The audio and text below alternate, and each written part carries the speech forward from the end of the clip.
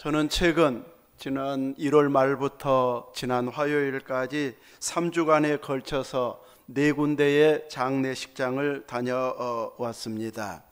독립 이장 형님인 노장로님, 우리 교회 출신이고 개척교회 당시 많은 헌신을 하셔서 장로님과 함께 다녀왔고, 그리고 이제 이 2군데는 직접 제가 집례를 했고 2군데는 다녀왔는데, 그 중에 한 곳은 또 서울 작은아버지도 또 돌아가셔서 다녀왔습니다. 우리 교회 건축할 때도 또 헌금을 많지는 않지만 매달 보내오시기도 했고, 또 사랑을 받기도 해서 다녀왔습니다.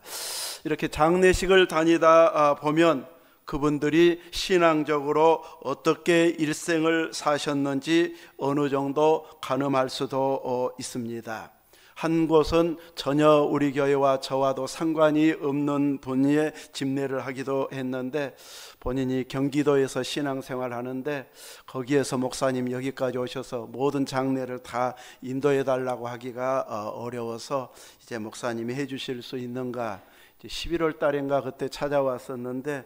그때 11월이나 12월에 돌아가실 줄 알았는데 아무튼 2월 달까지 사시다가 참빈여왕을 계시다가 돌아가셨는데, 이렇게 이제 그 가정을 위해서 이루하기 위해서 인도하기도 했는데, 이렇게 신앙생활을 했는지 잘했는지 못했는지 모를 때에는 참 예배 인도하기도 쉽지가 않습니다. 그러나 신실하게 믿음을 지켜왔던 이런 가정이나 사람에 대해서는 교훈 받을 것도 많고 또 은혜 받을 부분도 있기 때문에 참 편하게 인도할 수 있는데, 우리들의 남은 삶은 어떻게 하나님 앞에서 살아야 할 것인지, 어디에 소망을 두어야 되고 더 중요한 것이 무엇인지를 알고 지혜를 구할 수 있게 하고 우리로 하여금 깨어있게 하는 이런 선한 영향이 있는 것을 보게 되어집니다. 성경에는 죽음을 보지 않고 바로 하늘로 하나님께서 불려가신 자 2명이 나오고 있는데, 창세기에서는 에녹 300년 동안 하나님과 동행하다가 불려간 자가 있고, 오늘 본문에 등장한 엘리야도 죽음을 맛보지 않고 바로 하나님께서 올려가셨습니다. 또 이어서 선지자의 중심 역할을 했던 엘리사 선지자는 죽을 병에 걸려서 죽게 되어집니다. 나중에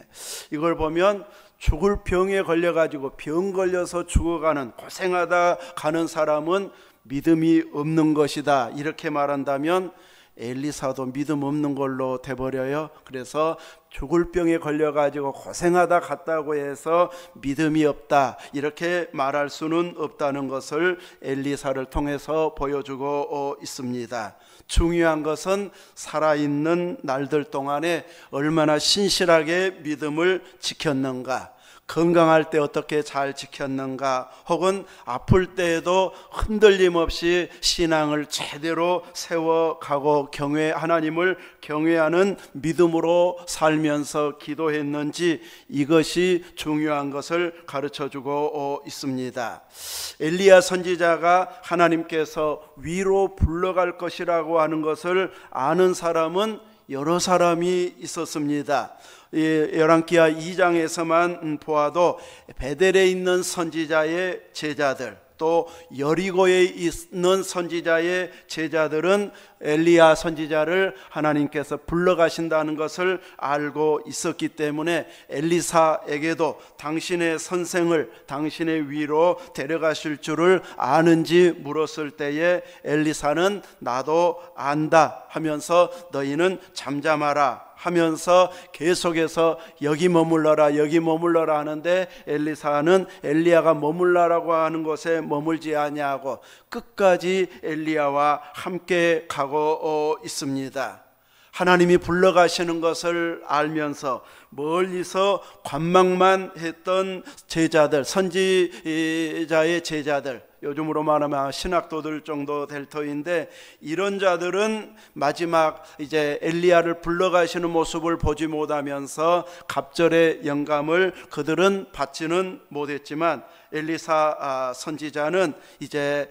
마지막 구한대로 그 영감을 받는 주인공이 되어진 것을 보여주고 있습니다. 끝까지 여기 머물라고 해도 그 말은 듣지 아니하고 엘리야와 함께 갔던 그 엘리사를 향해서 엘리야가 나를 내게서 데려감을 당하기 전에 내가 내게 어떻게 할지를 구하라, 이렇게 말했을 때 엘리사 선지자는 당신의 성령이 하시는 역사가 갑절이나 내게 있게 하소서, 이렇게 구했을 때 엘리야 선지자는 내가 어려운 것을 구하는도다 말합니다. 어려운 것을 구하는 것은 불가능하다는 말일까요? 그건 어려운 것이지 불가능하다는 것은 아닙니다. 어려운 것을 구했을 뿐이지 하나님 앞에서 불가능한 것은 없습니다. 기도에 한계가 있을 수 없음을 보여주고 있습니다. 어려운 것을 구하는 것인데 나를 내게서 데려가는 것을 내가 보면 그 일이 내게 이루어지려니와 또 내가 내게서 떠나가는 것, 데려가는 것을 보여주지 않는다면 이루어지지 않을 것이라고 엘리야 선지자는 답을 해주고 있습니다. 하나님께서 데려가시는 것을 하나님께서 보여주실 수도 있고 보여주실 수도 안 보여주실 수도 있는데, 보여주시면 그 구한 것도 이루어질 것이라고 말하고 있는데, 보여주시고 안 보여주시고는 하나님의 권한에 있습니다. 엘리야가 막 본다 못 본다 이것까지 하나님의 영역까지 침범해서 말하지는 않습니다. 오직 하나님께서 보여주시면 네가 구한 것도 이루어질 것이고, 하나님이 보여주시지 않는 쪽으로 정했다면 갑절의 영감은 받지 못할 수도 있다는 것을 말하고 있습니다. 그러나 이제 어려운 것을 구하는 것은 맞지만 하나님이 보여주시면 그 기도가 이루어질 것이라고 말하고 있기 때문에, 하나님께서 가능한데 내가 보기에 불가능하다고 해서 미리 포기하고 또 중단해버리는 이런 모습의 기도자가 되어져서는 안 될 것이고,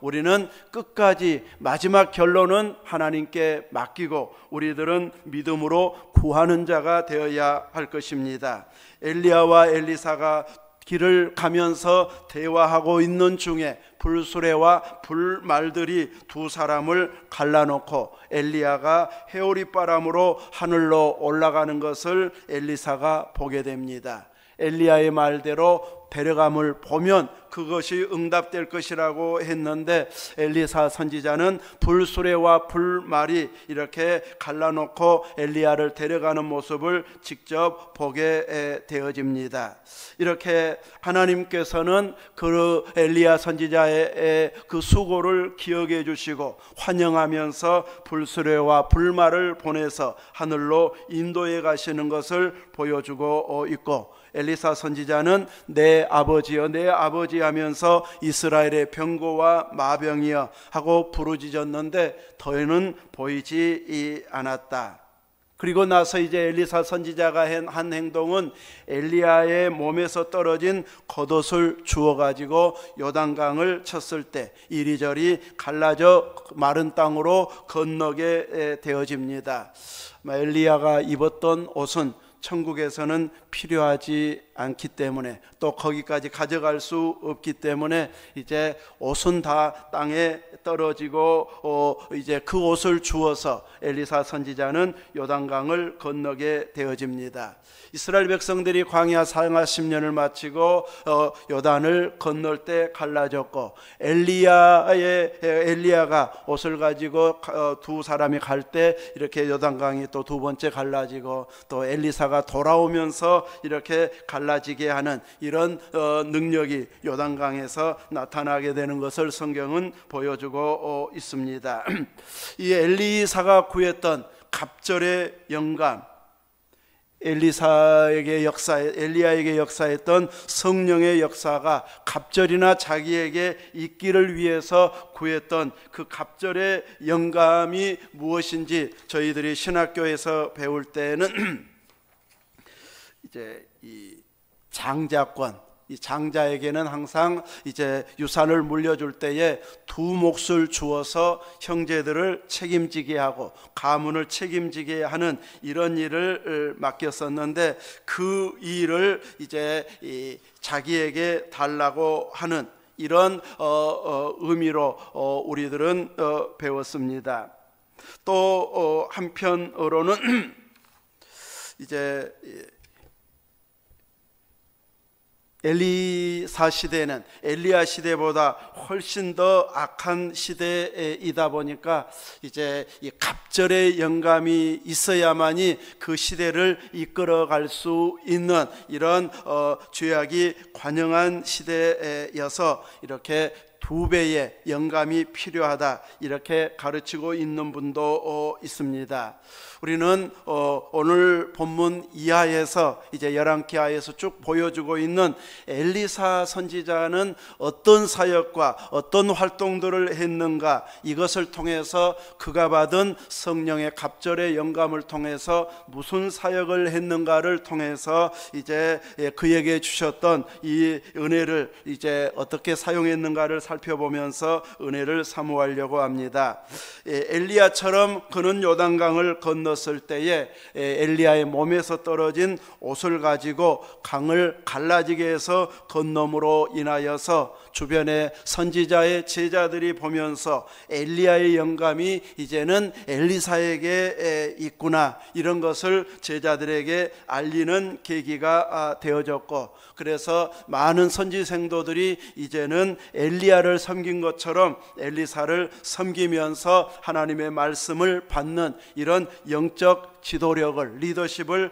발휘하는 이런 모습으로 이제 그에게 쓰여지고 인정받는 계기가 되어지게 하고 있습니다. 그 후에 엘리사 선지자가 여리고에 머물렀을 때에 성읍의 위치는 좋은데 물이 나빠서 토산이 익지 못하고 떨어진다는 것을 성읍 대표들이 하는 이야기를 듣고 엘리사 선지자는 새 그릇에다가 새 소금을 가져오게 하여 그 소금을 물 근원된 곳에 가지고 가서 가운데 던지면서 여호와의 말씀이 이 물을 고쳤으니 이로부터 다시는 죽음이나 열매 맺지 못함이 없을 것이다 하고 여호와의 이름으로 말씀을 선포했을 때에 이제 물이 고쳐졌습니다. 소금물을 던졌으면 물이 더 작아지고 안 좋아지는 것이 여야 될 텐데 오히려 물 근원이 고쳐져서 이제 토산이 떨어지는 것 없이 이제 물 환경이 좋아지는, 수질이 좋아지는 이런 계기가 되어져서 그 성읍에 살고 있는 수많은 사람들의 수건 사업을 말씀의 능력으로 이렇게 선지자가 해결해 주는 이런 놀라운 능력을 발휘하고 있습니다. 그 다음에 엘리사 선지자가 이제 이 베델에 올라갈 때에 이제 그 지역에 있던 아이들이 대머리여 대머리여 올라가라 올라가라 하면서 하나님의 종, 하나님의 선지자를 이제 조롱했을 때에 여호와의 이름으로 그들을 저주하였는데 암콤 2마리가 나와서 아이들 중 42명을 찢었다고 성경은 표현하고 있습니다. 아이들이 하나님의 선지자를 대적하고 이렇게 조롱하는 모습을 통해서 얼마나 영적으로 어두워져 있는 지역인가, 하나님의 집이라고 하는 이름에, 지명에 걸맞지 않는 영적 상태를 그들은 보여주었습니다. 이제 그 자녀들이 이렇게 행동하는 것을 보면 부모들 세대에도 얼마나 이렇게 영적으로 암흑기였는가를 보여주고 있습니다. 이 올라가라 올라가라고 하는 이 의미는 이제 네 스승 엘리야가 하늘로 올라간 것처럼 너도 올라가라 올라가라, 좋게 표현하면 올라가라는 말이고 죽으라는 말이잖아요. 이런 식으로 하나님의 말씀을 듣고 싶지 않다, 전하지 말라, 이렇게 하나님의 선지자를, 말씀을 대적하는 쪽으로 행동을 보이는 아이들이라고 했지만 아마 청소년기 때이기 때문에 수십 명이 이렇게 조롱을 하고 있으면 참 두려움을 느낄 만한 이런 다수라고 할 수 있는데, 이들에게 저주함으로 인하여서 하나님의 심판이 얼마나 무서운지를 행동으로 보여주기도 했습니다. 또 한편으로 이스라엘과 유다와 에돔 연합군이 이제 연합군을 만들어 가지고 모압을 치려고 했을 때에 물이 없음으로 인하여서 모압과 제대로 싸워보기도 전에 이제 갈증으로 인해서 목말라 죽을 위험에 처해 있을 때에 선지자가 있는가 찾게 되어졌고, 엘리야를 수종들었던 엘리사가 있다는 것을 알고 물 문제를 해결해 달라고 요청했을 때에 이스라엘처럼 불순종하는 이런 신앙의 모습으로는 하나님께서 물을 안 주셔야 맞는데, 유다 왕 엘리사벳을 보고 물 문제를 해결해 주겠다 하면서 검은고 탈 자를 데려오게 하고, 그 검은고를 탈 때에 여호와의 영이 임하여서 골짜기에 개천을 많이 파라고 했다. 이렇게 하나님의 말씀을 전달하면서 물 문제를 해결하게 하고 있습니다. 물이 없는 상황에서 개천을 파면 무슨 물이 그 속에서 나오기나 하겠습니까마는, 하나님의 해결을 위해서 파라고 했기 때문에 이제 물이 있으려면 막 비가 와가지고 많아져야 되는데, 비가 온 것도 아닌데 그냥 개천을 팠을 뿐인데 물이 엄청나게 많아져서 골짜기에 흐르게 되는, 우기 때만 흘렀던 이런 천이 이제 물이 다시 흐르게 되어지는 것을 보게 되어져서 마실 물이 군인들에게 해결되어짐으로 인하여서 이제 싸울 수 있는 준비가 되어지게 했고, 아침에 모압 군대들은 일어나서 보니까 비가 온 적도 없는데 골짜기에 붉은, 아침 해 뜰 때 그 햇빛에 반사되어져서 물이 붉게 물들어져 있는 것을 보면서 자기들 군사들끼리 서로 싸워가지고 얼마나 피를 많이 흘렸는지 골짜기에 내가 될 만큼 피 비린내 나는 이 물이 지금 흐르고 있구나. 우리 쫓아가서 이제 그들이 가지고 온 군수품들 가기만 하면 다 가져올 수 있겠네 하면서 이제 싸울 준비는 안 하고 착취할 것만 생각하면서 이제 한꺼번에 나아갔다가 군사들이 이제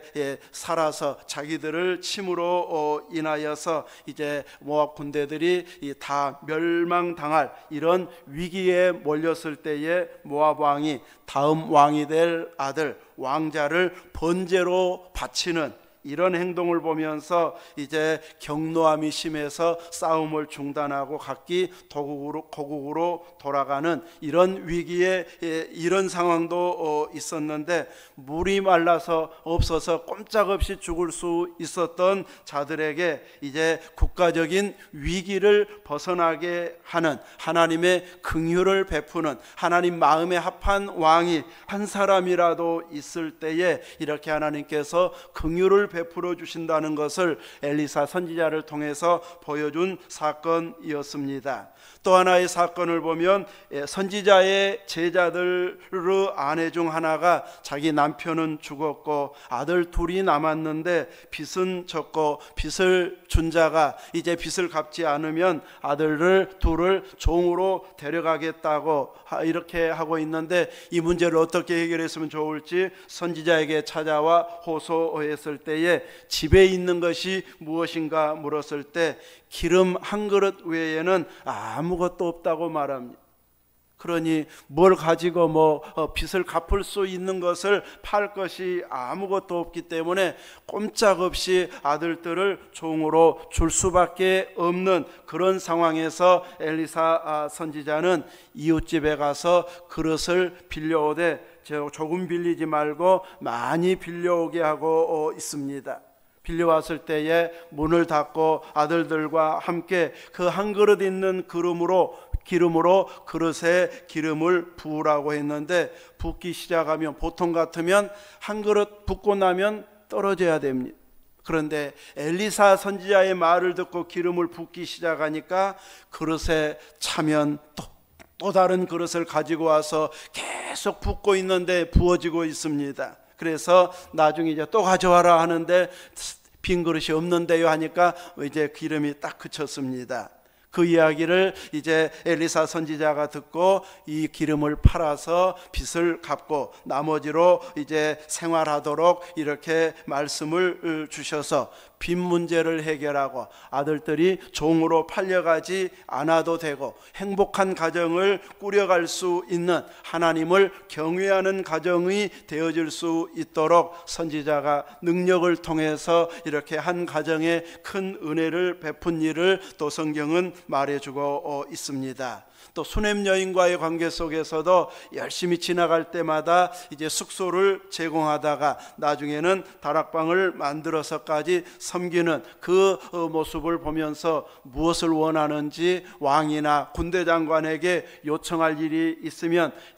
말해서 해결해 주겠다고 했을 때에 이제 자기는 하나님의 백성들과 함께 거하는 것이 최고의 행복이기 때문에 더 이상 필요한 것이 없다고 했는데 게하시가 이제 이 집에는 아들이 없습니다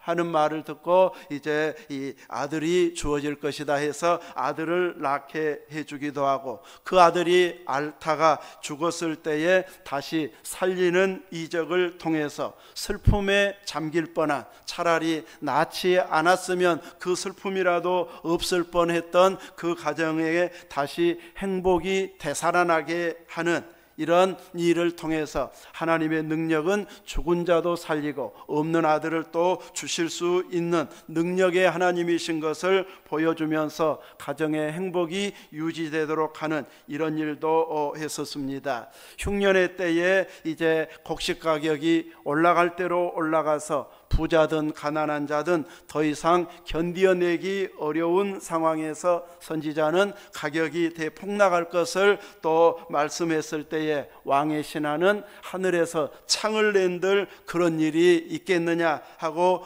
불신했지만 이제 선지자는 너는 네 눈으로 그것을 보기는 하겠지만 먹지는 못할 것이다 하는 말대로 이루어지는 일들도 있었습니다. 그래서 이제 이 아람 군대가 이제 이 말굽 소리 또 함성 소리를 들으면서 아마 다른 나라 이 용병들이 왔나 보다 하고 무서워서 도망갔는데 실은 이제 이 문둥병에 걸렸던 자들이 죽기 전에 음식이라도 구하려고 갔다가 이렇게 다 군사들은 도망가고 없음을 보고 알렸을 때에 엄청난 두고 간 식량을 거둘 수 있음으로 인해서 곡식 가격이 떨어지게 되고 모두가 또 식량난을 해결하는 국가적인 위기 상황을 회복하는 이런 일도 엘리사 선지자를 통해서 또 예언대로 이루어진 것을 보여주기도 합니다. 그 외에도 나만 장군의 나병을 치료하고 또 빌려온 도끼로 나무를 이제 자르다가 물에 빠졌을 때에 나뭇가지를 던져서 떠오르게 해서 건져낸 일, 흉년의 때에 작은 양의 음식으로 많은 제자들이 함께 먹을 수 있었던 일, 그리고 아람 군대가 쳐들어왔을 때 군사들이 앞을 보지 못하게 이제 해가지고 수도 성읍까지 이끌고 가서 먹여주고 내보낸 일, 다양한 이제 이적을 엘리사의 행적을 통해서 이렇게 보여주고 있습니다. 갑절의 영감을 구했던 엘리사가 이런 많은 행적을 함으로 인하여서 하나님 살아계심을 개인적으로 가정적으로 또 국가적으로 이런 놀라운 일들을 하면서 하나님 살아계심을 보여준 엘리사 선지자였습니다. 이렇게 국가를 보호하고 개인을 살리는 이런 일을 했지만 정작 자신은 죽을 병에 걸려서 가는 이런 일이 엘리사의 일생에 있게 되어지는데 이렇게 하나님 주신 영감을 엘리사는 개인의 이익을 위해서 은사와 성령의 영감을 사용하고 있지는 않습니다. 아람 군대를 물리치는 나라를 위해서 사용하지, 이제 결사대를 조직해 가지고 같이 싸우는 이런 일까지는 하지는 않는 모습을 보이고 있습니다. 개인을 위해서